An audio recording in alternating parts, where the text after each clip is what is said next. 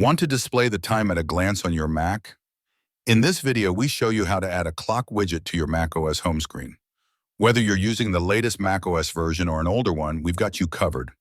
Discover how to enhance your Mac experience and keep track of time effortlessly. And all you have to do is right-click an empty space on the desktop, and then from the right-click menu, click on Edit Widgets. Now that's going to bring up this widget window. So on the left-hand side, go ahead and find clock.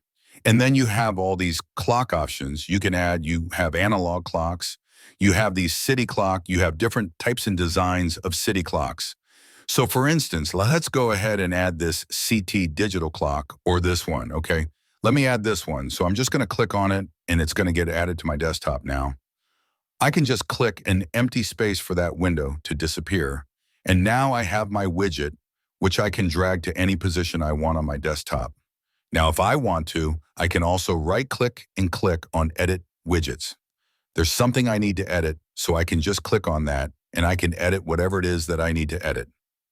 Maybe even remove the widget and add another one. But that is basically how to add a clock widget. Now, some clock widgets allow you to resize them, depending on which one you picked. So for instance, if I come here back to the widgets window, come here to clock and maybe find this one. So this is a multi-city clock, which shows the time in different areas.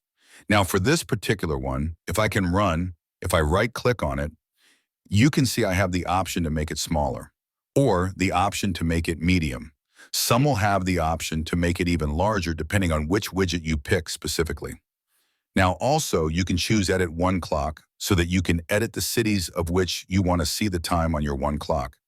But that is basically how to add a clock widget to the desktop of your Mac.